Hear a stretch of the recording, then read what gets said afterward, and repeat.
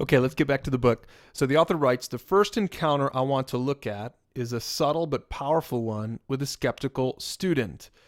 He goes on, he says that to understand the encounter, we first have to put it into context. We're going to be looking at the Gospel of John in the New Testament.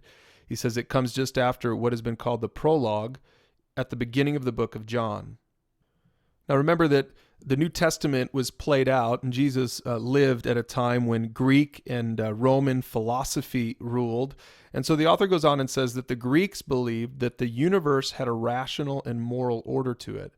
And this order of nature they called the Logos. And the gospel writer, John, deliberately borrows this Greek philosophical term, the term Logos, and this is what he says about Jesus. Let's read that together. This is from the Gospel of John, chapter 1, starting at verse 1 from the NIV. It says, "In the beginning was the Word."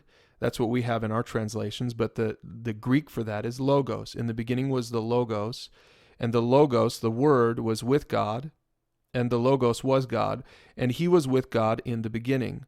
Through him all things were made. Without him, nothing was made that has been made.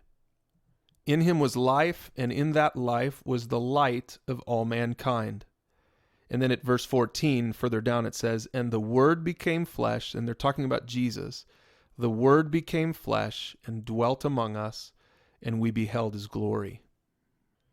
Now, your homework before next week is going to be to read that first chapter of John, because it's pretty important to read it and reflect on it so that we can really understand the full context of this whole little booklet. But let's go on for right now. The author continues. He says, like the Greek philosophers, and unlike many contemporary philosophers, John affirms that there is a telos, or a purpose, to our lives, something we were made for, that we must recognize and honor in order to live well and freely.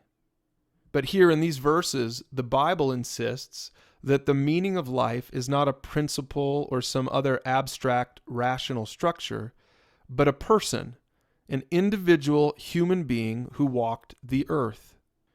Now, at the time, 2,000 years ago, this concept was crazy. This was totally outside of what a normal philosopher would talk about when they're talking about the Logos, but this is what the gospel teaches. And the author goes on, he says, if Christianity was true, a well-lived life was not found primarily in philosophical contemplation and intellectual pursuits, which would leave out most of the people of the world, would it not?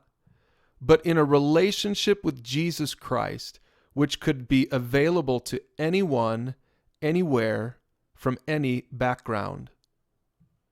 Now, I think it's worth pausing on this right here, because this is something you probably need to think and talk about as a group before you go on to the next video.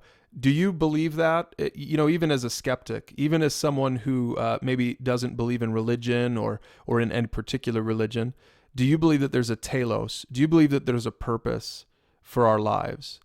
And if so, what do you think it is?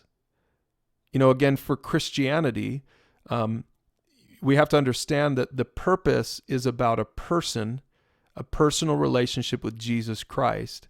And notice how that makes it available to anybody. Because let's admit it, not everyone can think and contemplate philosophically, right?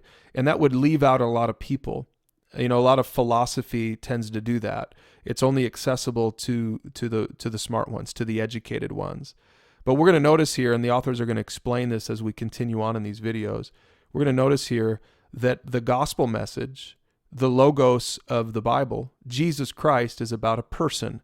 It's not about a philosophy. It's not about a religion. It's about a personal relationship that is available to anyone, anywhere, from any background. Why don't you hit pause right now and talk about that a little bit before you move on to the next video, which is the last video for this first lesson.